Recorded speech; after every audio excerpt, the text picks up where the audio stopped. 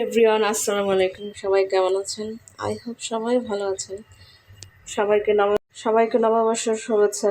যেহেতু আজকে পয়লা বৈশাখ, তাই আমি আজকে খিচুড়ি রান্না করব, তাই আপনাদের সাথে শেয়ার করলাম রেসিপিটা। আশা করি সবার ভালো লাগবে। শুরু করা যাক রেসিপি। এখন আমি ডাল, 4 রকমের ডাল নিয়েছি, এগুলো আমি সব হালকা ভেজে নেব। যেহেতু আমি খিচুড়ি রান্না করব, খিচুড়ির জন্য প্রথমে আমি 4-5 রকম ডাল নিয়েছি, এটা আমি সবটা হালকাভাবে ভেজে নেব, এতে ফ্লেভারটা ভালো আসে। ডালগুলি ভাজা হয়ে গেছে, এটা আমি এখন নামিয়ে নেব। তাহলে চলুন ভিডিও শুরু করা যায়। আজকে আমি সরষের তেল দিয়ে রান্না করব খিচুড়িটা, একটু ফ্লেভার অনেক টেস্ট হয়। এখন আমি দিয়ে দেব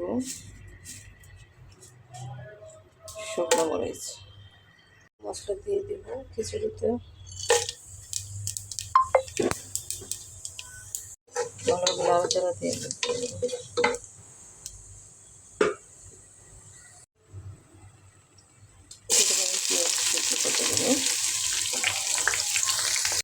যেহেতু আমি বিফ খিচুড়ি রান্না করবো, মাংসটা আগে রান্না করে রাখছিলাম, এখন এটা খিচুড়ি রান্না করবো। আমি পেঁয়াজ, আদা বাটা, রসুন বাটা করে দিলাম, ভালোভাবে কষানো নেব।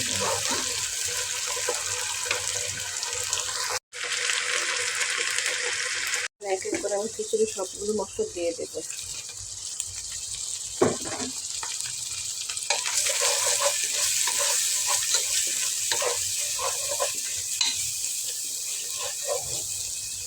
মশলাগুলো আমি ভালোভাবে কষানো নেব। সবগুলো মশলা দিয়েছি, অল্প পরিমাণ পানি দেবো। মশলা কষানো হয়ে গেছে, এখন আমি সবগুলো ডাল দিয়ে দেবো। ডালগুলো আমি ভালোভাবে কষানো নেব।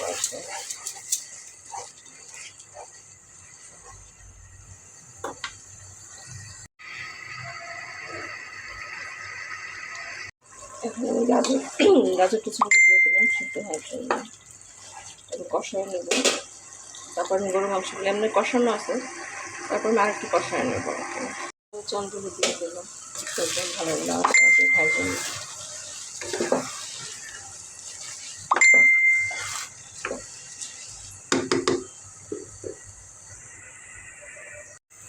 চালগুলি ভালোভাবে ভাজা নিছি, আমি আরেকটু ভাজবো। যত ভাজবেন তত পোলাটা খিচুড়িটা আপনার ঝরঝরে হবে আর কি। কষানো ছিল, এই জন্য আমি এখন মাংসগুলি দিয়ে দিলাম, দিয়ে আর একটু কষানো নেব। আমার চালগুলি ভালোভাবে ভাজা হয়ে গেছে, এখন আমি পানি দিয়ে দেবো। যদি রেসিপিটা ভালো লাগে প্লিজ সবাই লাইক, কমেন্ট এবং সাবস্ক্রাইব শেয়ার করে দেবেন। ইদানিং আমার রিচ অনেক কমে গেছে, সাবস্ক্রাইব কমেছে, সবাই বেশি বেশি করে দেখবেন আর সাবস্ক্রাইব করে দেবেন প্লিজ। হয়ে গেছে, আশা করি রেসিপিটা সবার ভালো লাগবে। যদি ভালো লাগে লাইক, কমেন্ট এবং সাবস্ক্রাইব শেয়ার করে দেবেন। সবাই ভালো থাকবেন। আল্লাহ হাফেজ। আবারও সবাইকে শুভ নববর্ষ শুভেচ্ছা।